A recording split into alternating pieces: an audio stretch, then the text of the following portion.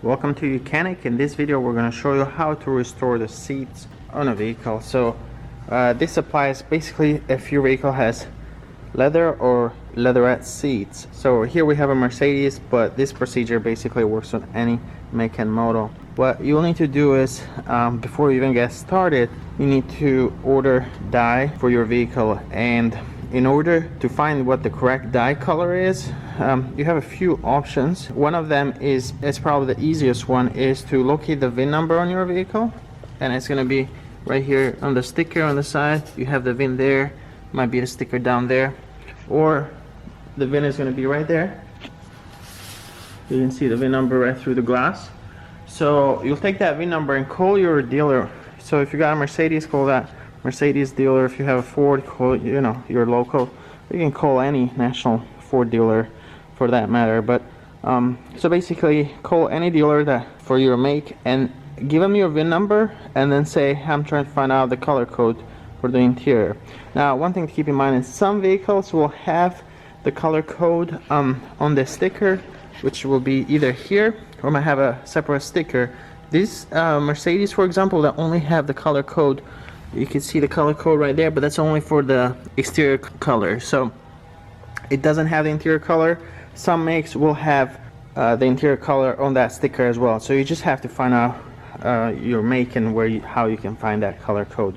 So if it's not on the sticker, just call the dealer and they can provide it for you. So the thing here, once you have that color code, you can go online, and there's a lot of websites where you can order dye basically for your seats.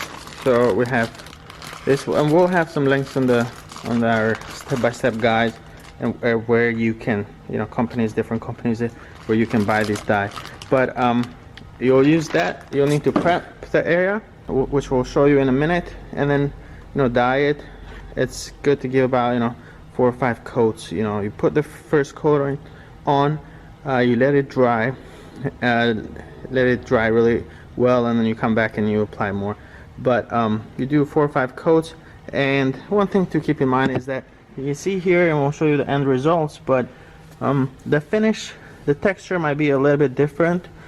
So in this case, we're going to digest this section here and see how that turns out. We're going to mask around there and here, just because if it matches really well, and you're not going to know until you actually apply it. If it matches really well, the replacement dye, then you probably be fine, and you just want to leave the rest of it just fine. But sometimes the whole seat starts to show wear, so if that's the case, you might want to do the whole seat. And in this case, we might do the whole seat. If this doesn't look right, then we're just going to dye the whole seat so it looks all uniform. So let's get started. First, we're going to spray some cleaning solution on that, and make sure that you clean that off, and make sure that that's completely dried out and removed, because you don't want to apply dye on top of solvents that might still be on your seat.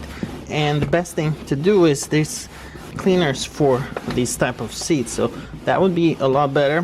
Wherever you purchase the dye from, they might have cleaners for this. If you don't clean this or use the wrong cleaner, then that dye might not hold up very well. I mean, it's not going to come off right away or anything, but it might not last for years. It might only last for a few months. So the prep is very important. All right. And one thing that I found that works really well is just to you don't want to do this very much, but just to scuff it off a little bit, the surface. I'm just using some really fine sandpaper, so you could use 400, 500, or 600 grit sandpaper to just scuff off the area. This will make sure that the dye sticks to it really well. Okay. Now, if you have any cracks on your seats, there's patches that you could use to repair those as well. You basically, you'd put the patch underneath the part that's worn or cracked, and then there's fillers that go on top. But we're gonna have that problem. We just have discoloration on this one. Some dust gonna be on that, so we wanna use a clean cloth to remove that, because we're going to see how well the dye is going to match, and we're going to try to avoid basically dyeing the whole seat. We're going to mask here.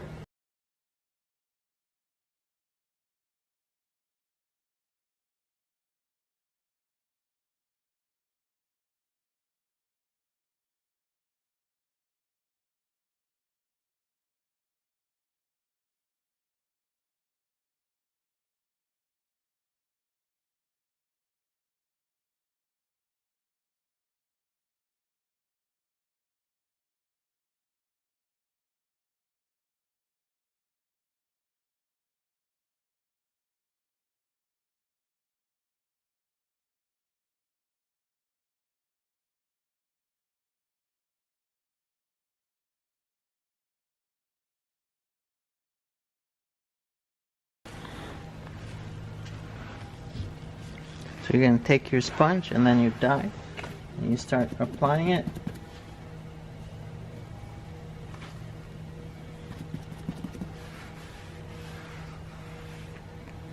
That looks pretty close. Now this is going to change a little bit, of course, when the dye starts to dry.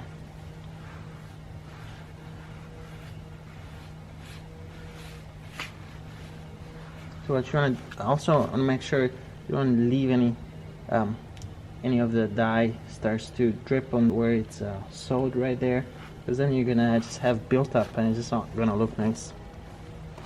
So do a lot of basically really thin applications instead of just applying a lot at a time. And remember, we're still gonna do at least 3 layers, ideal about 4 or 5 layers. Okay, so we're gonna apply the first layer, allow it to dry, and in order, if you want to speed up the drying process, what you could do is you can use a heat gun, or you can use a hair dryer, and that will dry this a lot faster. But that's not necessary. You can just apply it, give it some time, allow it to completely dry on its own, and then apply the next coat. Okay, so make sure that we're just gonna let this dry now. This is our first coat. You see it looks a lot better already, and we're gonna come back and apply 3 more coats. Do this as the last step before you allow it to dry, because if you don't, it's gonna look really smooth finish, which it's not really how leather really looks like, and it's just gonna look a little bit old if you pay attention to it. It's just not gonna look completely right. So doing this allows that leather pattern to, you know, just stay like a really smooth and shiny finish. Okay, so that's